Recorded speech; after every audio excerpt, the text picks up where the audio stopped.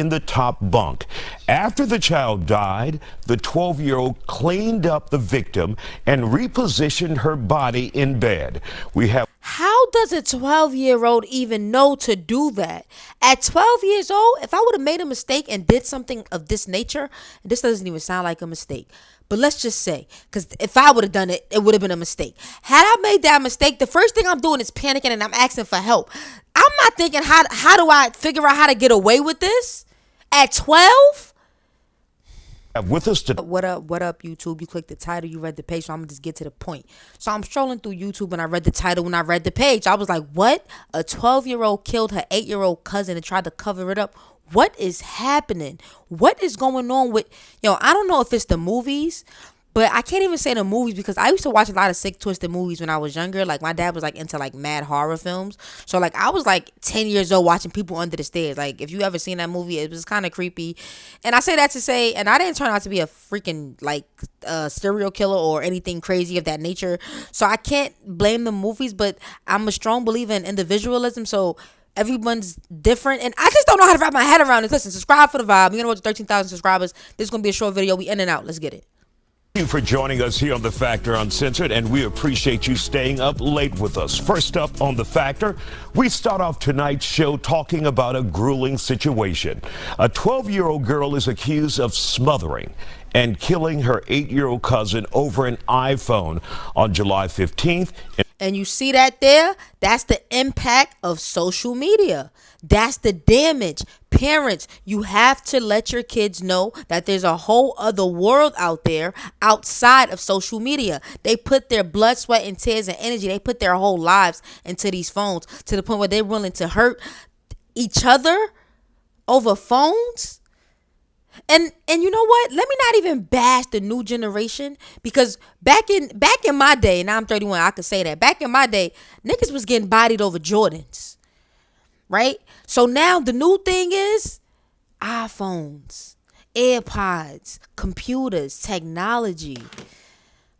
When is it? In Humboldt, Tennessee, they were both visiting their grandmother's house. Now, according to the county's prosecutor, a security camera recorded the killing inside the bedroom the young girls shared. The recording shows the older child using bedding to suffocate her cousin as she slept in the top bunk. After the child died, the 12-year-old cleaned up the victim and repositioned her body in bed. We have with How does a 12-year-old even know to do that? At 12 years old, if I would have made a mistake and did something of this nature, and this doesn't even sound like a mistake, but let's just say, because if I would have done it, it would have been a mistake. Had I made that mistake, the first thing I'm doing is panicking and I'm asking for help. I'm not thinking, how do I figure out how to get away with this? At 12? With us to talk about this tonight, therapist Dr. Jasmine Boone and fathers Lewis Hunter. So, Lewis, as a father, when you first read this story and saw the video reports, your thoughts about it? I was shocked. I was shocked to the extent that I realized the world that we live in today.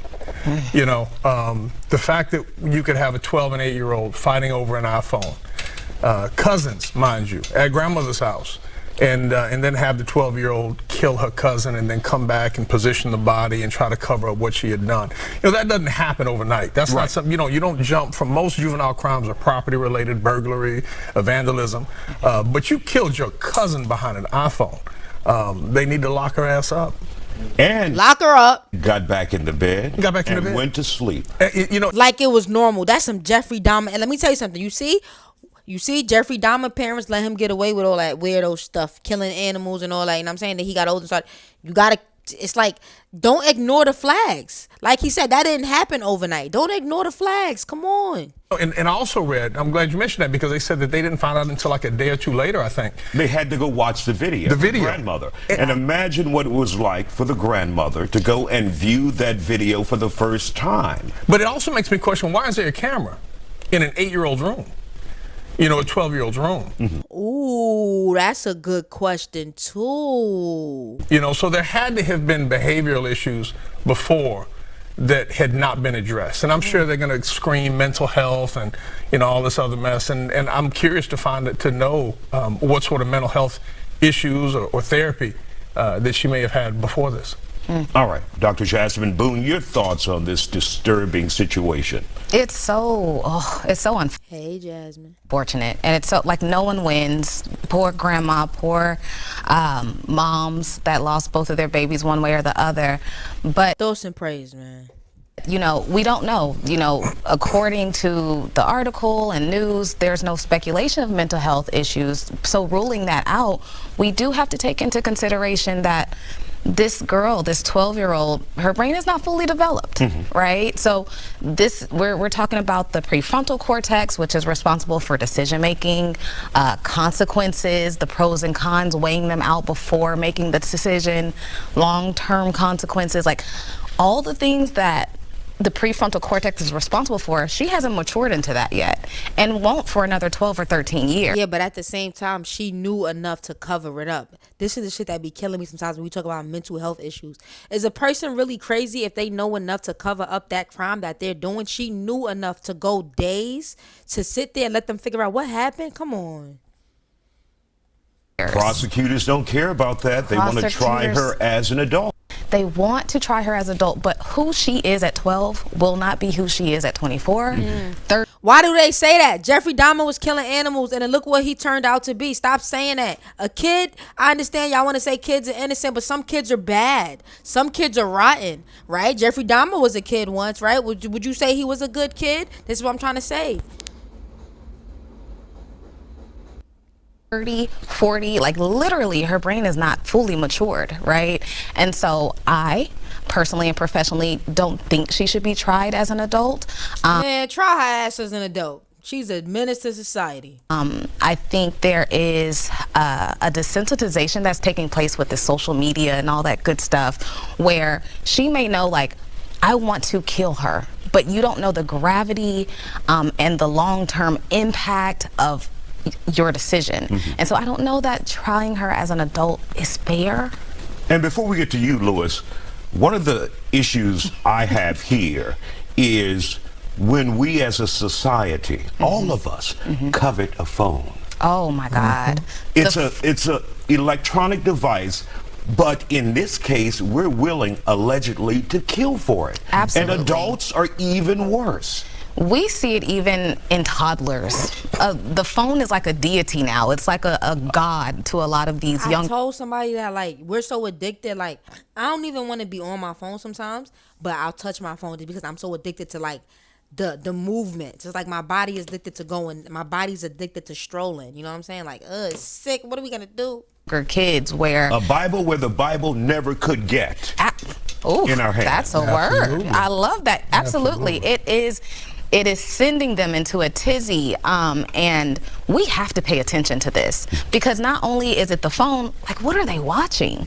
In researching this, I just randomly decided to just scroll Instagram and came across 5 murders or clips that were leading to a murder before it got cut off.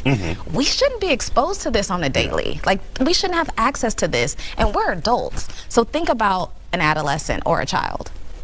I would like to know what's going on with the Gotta get your kids off social media. gluteus maximus cortex part of this kid. You know, how many ass whoopings has this kid gotten leading up to this? You know, there had to have been a discipline issue leading up to this. This just does not happen, overnight. And so I would really like to know, what sort of discipline. I think discipline is a big issue. Yeah. Lazy parenting. I think cell phones has a lot to do with lazy parenting. You throw them a phone or a tablet, they're out of your hair for a while. You can watch whatever reality show or whatever you're into on television. You get some quiet time for yourself. I know that they charged this child with, or from what I understand, they've charged her with first-degree murder. But like I said, like she said, there's a lot of talk right now as to whether or not you can charge this young lady. And it's become real unpopular over the last 20 years for judges to prosecute young children as adults. And as a result, the way that the statistics read is as though juvenile crime has gone down. But I think that the reality is that not as many of them are being prosecuted, because it affects the professional resume of a judge who may want to move on to higher elected positions. All right. We want to thank you guys for joining us here on The Fact.